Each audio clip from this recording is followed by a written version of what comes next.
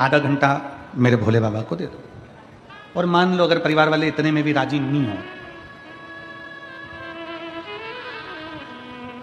अगर हो सकता है कि परिवार वालों को इतने में भी सुख ना मिले 23.5 घंटे में से भी, तो 15 मिनट और दे दो।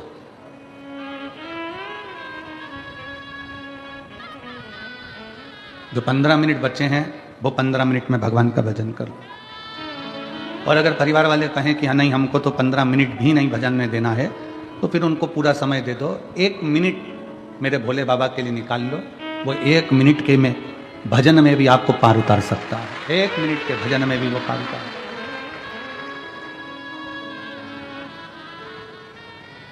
और अगर परिवार वाले कहें कि 1 मिनट भी तुम परमात्मा को मत दो, तो फिर एक काम करना, चुल्लू भर पानी में डूब मरो। अब 1 मिनट परमात्मा को 24 घंटे में से नहीं दोगे तो जिंदगी किस काम की?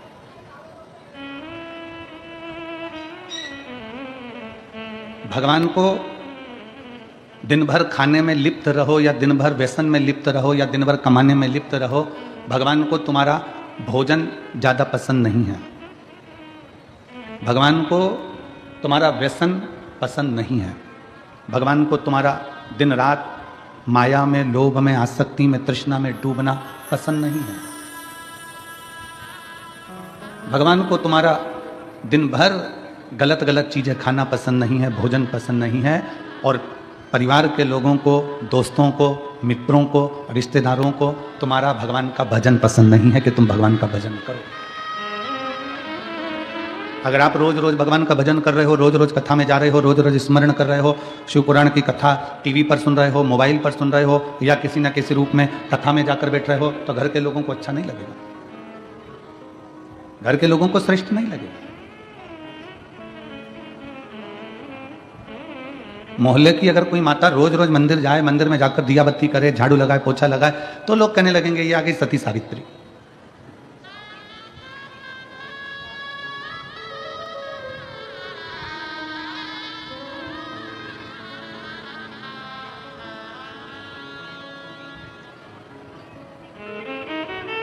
प्रतिदिन आप भगवान के मंदिर में जा रहे हो, प्रतिदिन भगवान का भजन कर रहे हो, प्रतिदिन नाम स्मरण कर रहे हो, प्रतिदिन मंत्र जाप कर रहे हो, प्रतिदिन भगवान की भक्ति में डूबे हुए हो, तो परिवार, नाते, रिश्ते, कुटुंब, कबीला इनको ठीक नहीं लगता। इनको अच्छा नहीं लगेगा कि तुम परिवार में कैसे डूबे हुए हो, तुम भजन में कैसे डूबे हुए हो, तुम मंत्र जाप में कैसे डूबे हो, तुम स्मरण में कैसे डूबे हो, उनको ठीक नहीं लगेगा। पर इतना याद रखो, परिवार को भले अच्छा ना लगे चलेगा, पर उसको अच्छा लगना चाहिए जिससे संबंध निभाना। पड़ोसन तुमसे कह रही है कि तुम्हारा श्रृंगार अच्छा नहीं लग रहा, रिश्तेदार तुमसे कह रहे हैं कि तुम्हारी साड़ी अच्छी नहीं लग रही, कुटुंब वाले कह रहे हैं कि तुम्हारे गले में पड़ा हुआ हार अच्छा नहीं लग रहा है, परिवार वाले कह रहे हैं कि तुम इस श्रृंगार में, इस लहंगे में, इस कपड़े में, इस वस्त्र में, इस साड़ी में, इस पैंट शर्ट में तुम अच्छे नहीं लग रहे। पर यदि तुम्हारा पति तुमसे कह दे कि तुम बहुत अच्छी लग रही हो, तो इतना याद रखना कि दुनिया को भले अच्छे ना लगे, पर उसको तो अच्छे लगे हैं ना, जिसके लिए हम सजे हैं, जिसके लिए हमने श्रृंगार किया, जिसके लिए हम सजे, उसको तो अच्छे लग रहे हैं। बस ये आत्मा का श्रृंगार हमें परमात्मा के लिए करना।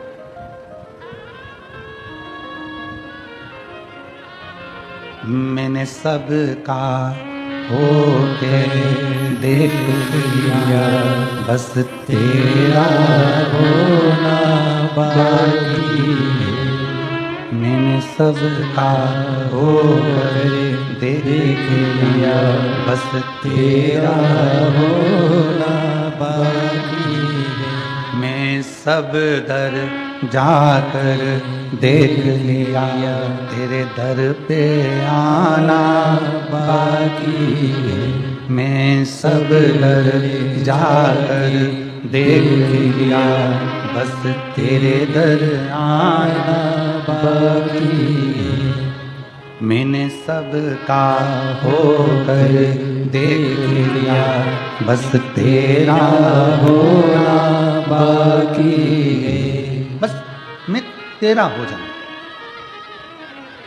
हमने संसार का होकर देख लिया, सबका होकर देख लिया, उसका होकर देखो।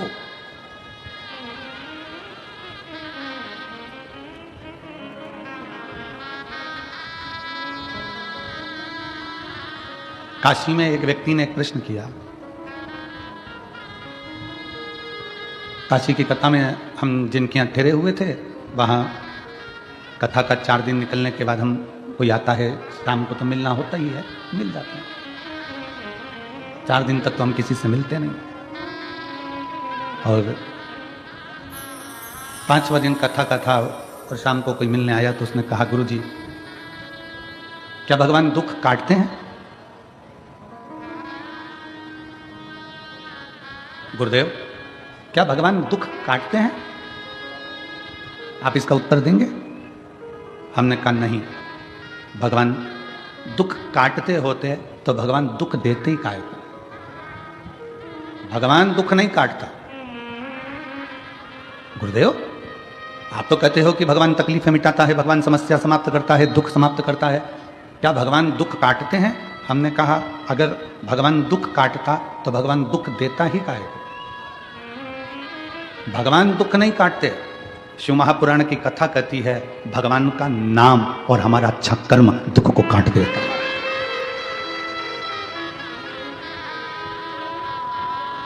हमारा अच्छा कर्म और भगवान का नाम। आज दुनिया के लोगों को मालूम नहीं पड़ रहा कि ये संसार के लोगों का इतना इतना दुख कैसे कट रहा है। जिस बीमारी में एक बच्चा पांव से लेकर सिर तक पूरा की पूरा बेकार होता चले जाता है, आखिरी में उसका शरीर काम करना बंद कर देता है और शरीर छूट जाता है, वो बच्चा भी कैसे ठीक हो जाता है। कैंसर जैसा रोग कैसे ठीक हो जाता है। दुनिया के लोग कहते हैं कि दुख याद रखना आपका जपा हुआ नाम, आपका भजा हुआ स्मरण। इसलिए तुलसी बाबा ने लिखा था कलयुग केवल नाम आधारा। कलिकाल में नाम की प्रधानता है। आप अपने भजन का बल जितना बढ़ा रहे हो, आप जितना जितना श्री शिवाय, जम के बोलो जरा, श्री शिवाय नमस्तुभ्यम, आप जितना जितना शंकर का मंत्र जाप कर रहे हो, आप जितना जितना शिव का नाम जाप कर रहे हो, श्री शिवाय नमस्तुभ्यम बोलते जा रहे हो, बोलते जा रहे हो।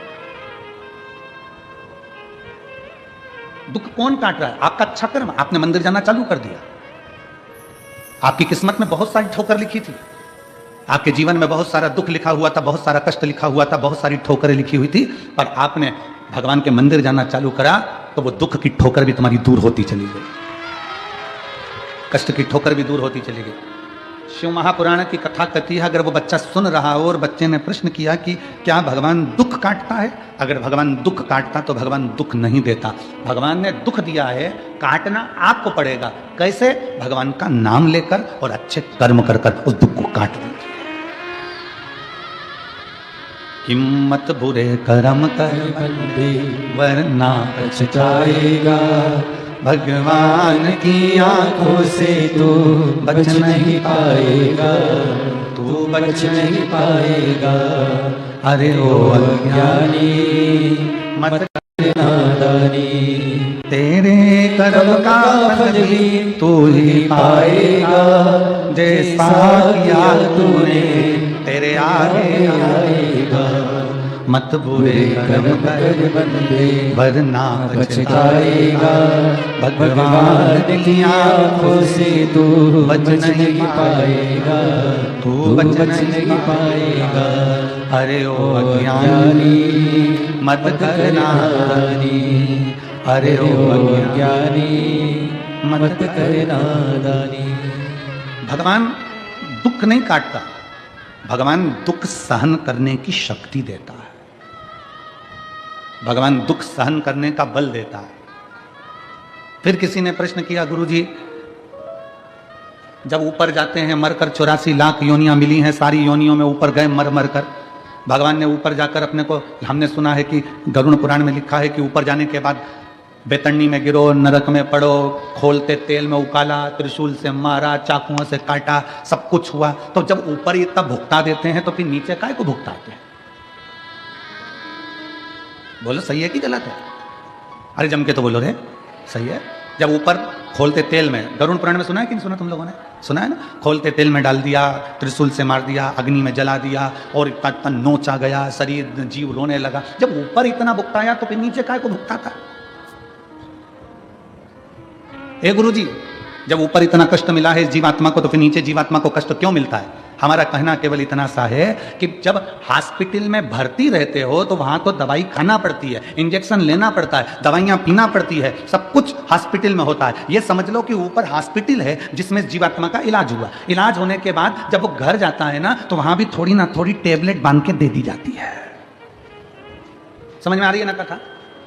वो हॉस्पिटल है जहां हम भोग कर आए और भोग कराने के बाद वहां के डॉक्टर ने, धर्मराज ने, यमराज ने थोड़ी बहुत टेबलेट बांध कर दे दी कि अब ये नीचे जाएगा तो सुबह शाम ये दवाई मिलती रहेगी, मतलब कहीं ना कहीं दुख प्राप्त होता रहेगा। तो बस उसी तरह डॉक्टर ने कह दिया घर जाकर ये दवाई लेना पड़ेगी, तो डॉक्टर से कहो डॉक्टर साहब मैंने हॉस्पिटल में इतनी दवाई खा ली, अब घर की क्यों दे रहा हूँ? नहीं, घर का डोज तो देना पड़ेगा, घर पे जाओगे तो ये दवाई तो लेना पड़ेगी, ऐसा तो करना पड़ेगा। उसी तरह जीवात्मा ने कहा जब हम इतना ऊपर भुगत लिए, हमें खोलते तेल में डाल दिया, अग्नि में पटक दिया, पानी में पटक दिया, हमें नोच नोच के खा गए, ऊपर हमें नरक में इतना भुगताया गया, अब नीचे क्यों भुगता रहे हो? तो भगवान ने कहा चिंता मत कर, हॉस्पिटल से छुट्टी करी है तो घर की टेबलेट देकर भेजा है, थोड़ा तो नीचे जाकर भी भोगना पड़ेगा।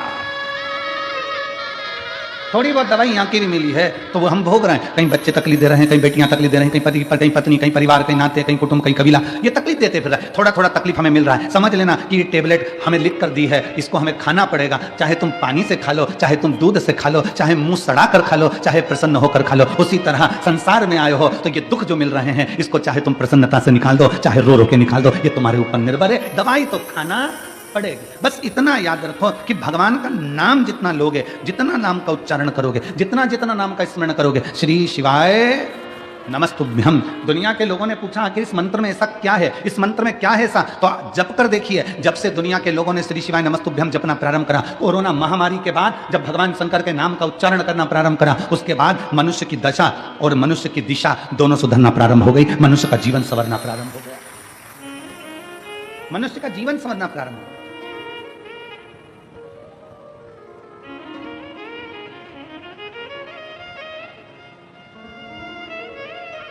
भगवान का नाम लेने से क्या होता है? तो कहा स्मरण होता है। स्मरण, नाम का स्मरण होगा तो हृदय में रमण होगा। हृदय में रमण होगा जब हमारे हृदय में भगवान के नाम का रमण होना प्रारंभ हो जाएगा। नाम का स्मरण हुआ, स्मरण से रमण हुआ, और रमण होना जब हृदय में प्रारंभ हो गया तो समझ लो दुख का मरण हो जाएगा, फिर दुख समाप्त हो गया।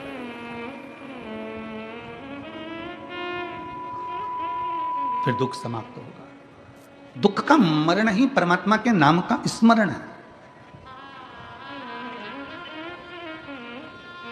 श्री शिवाय नमस्तुभ्यं, श्री शिवाय नमस्तुभ्यं, श्री शिवाय नमस्तुभ्यं, श्री शिवाय नमस्तुभ्यं, श्री शिवाय नमस्तुभ्यं, श्री शिवाय नमस्तुभ्यं, श्री शिवाय नमस्तुभ्यं, श्री शिवाय नमस्तुभ्यं, श्री शिवाय नमस्तुभ्यं, श्री शिवाय नमस्तुभ्यं। आप उसको भजेंगे, जपेंगे, स्मरण करेंगे, दुख कटेगा। फिर किसी ने कहा कि कथा में जाकर क्यों बैठे? हम टीवी पर कथा सुनते तो हैं, हम मोबाइल पर कथा सुनते तो हैं। आप कहते हो कि आपके नजदीक में 100, 150, 200, 250, 300 किलोमीटर की दूरी पर भी अगर कथा हो तो उसको ग्रहण करिए। एक तो कथा अपने क्षेत्र में हो, ये बड़ी कठिन, बड़ी मुश्किल बात है। कथा होते होते भी कहीं ना कहीं कुछ अड़चन आ जाती है, कोई तकलीफ आ जाती है और कैंसिल हो। अब ये भी आज ही लखनऊ में जो कथा होने वाली थी वो कैंसिल हो गई। 24 दिसंबर से जो 30 दिसंबर तक की कथा लखनऊ में थी वो कैंसिल हो गई। क्यों? क्योंकि जहां कथा होना थी वो प्रांगण लगभग 7-8 एकड़ का था। अब जब ये सिरपुर की कथा 60 एकड़ के प्रांगण में लगभग 100 बीघा जमीन में हो रही है तो फिर व्यवस्था में कैसी चाहिए? 60 एकड़ का ये प्रांगण है जिसमें भक्त लोग बैठे हैं। 100 बीघा जमीन के अंदर अंदर ये पूरी व्यवस्था करी गई।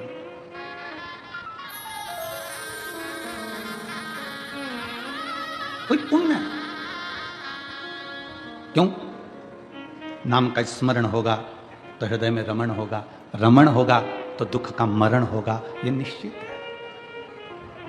श्री शिवाय नमस्तुभ्यं, श्री शिवाय नमस्तुभ्यं, श्री शिवाय नमस्तुभ्यं, श्री शिवाय नमस्तुभ्यं, श्री शिवाय नमस्तुभ्यं, श्री शिवाय नमस्तुभ्यं, श्री शिवाय नमस्तुभ्यं, श्री शिवाय नमस्तुभ्यं। फिर किसी ने पूछा कि गुरुजी पंडाल में बैठ के कथा क्यों सुने?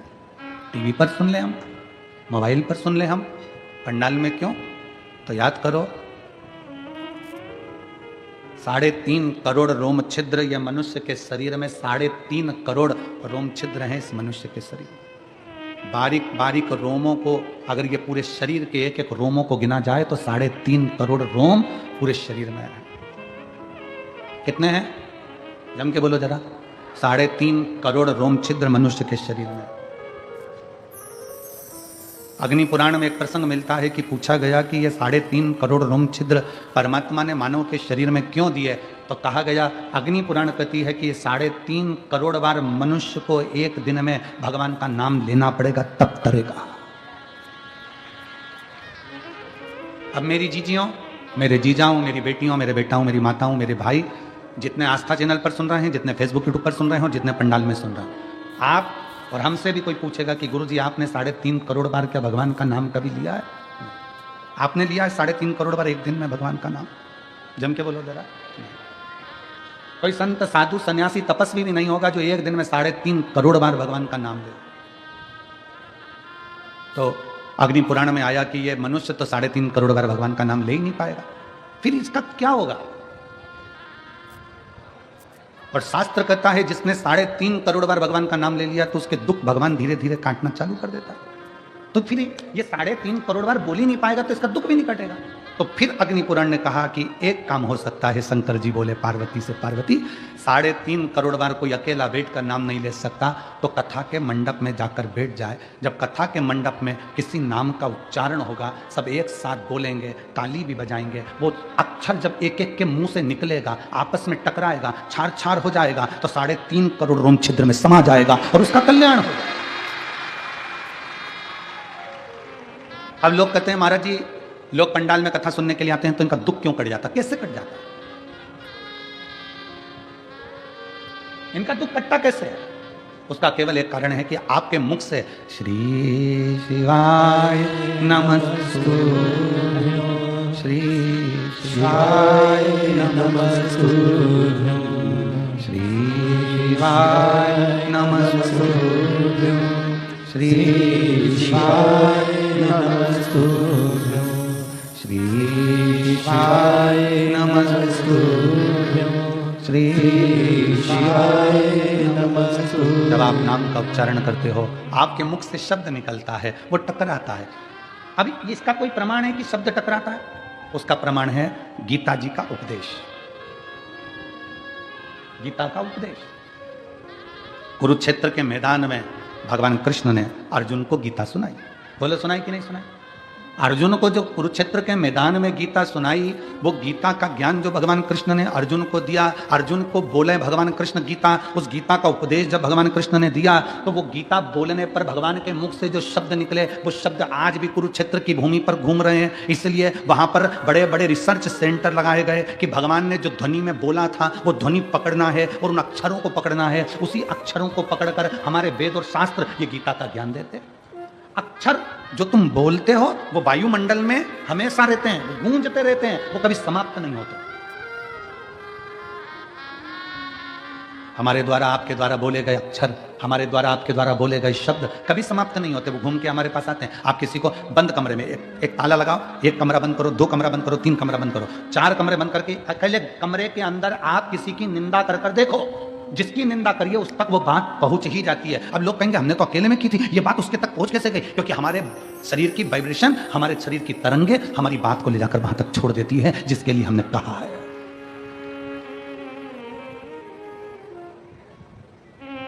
हमारे शरीर की वाइब्रेशन, हमारे शरीर की तरंगे वहां तक ले जाकर छोड़ देती है जिसके लिए हमने अपशब्द कहा। आप किसी को गाली देकर देखो, चलो जाने तो आपका कोई नौकर हो ना, आप अपने घर पे बैठ के नौकर कोई कुछ अपशब्द करके देख ले, नौकर नहीं है वहां पर, परंतु उस नौकर को मालूम पड़ जाएगा कि मेरे सेठ के मुख में, मेरे सेठ ने मेरे लिए कुछ कहा, मेरे सेठ के दिमाग में कुछ चल रहा। हमारी वाइब्रेशन बता देती है, हमारी तरंगे बता देती है। इसलिए शिव महापुराण की कथा कहती है अच्छा विचार करिए, अच्छा सोचिए। अगर कोई तुम्हारा दुश्मन है ना, उसके बारे में अच्छा सोचना चालू करो। एक दिन वो दुश्मन तुम्हें सुंदर माला लाकर ना दे, तुम्हारे को गुलाब का फूल लाकर ना दे, तुम्हारे लिए गुलदस्ता लाकर ना दे, तो कहना जो दुश्मन है उसके लिए भी अच्छा सोचना प्रारंभ करो, श्रेष्ठ सोचो। बहू सास की दुश्मन नहीं है, सास बहू की दुश्मन नहीं है।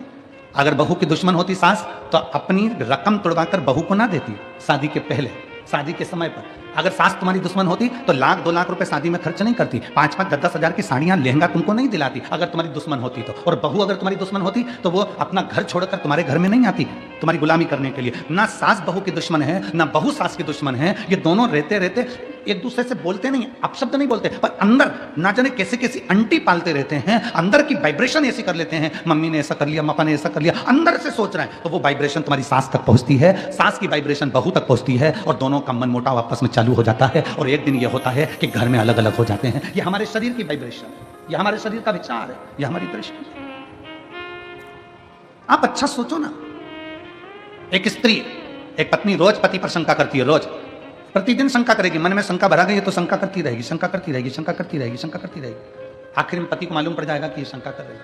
पति शंका करेगा तो मालूम पड़ जाएगा कि पत्नी शंका कर रही है। ये हमारी वाइब्रेशन है, हमारे शरीर की, जो वहां तक पहुंचा रही है।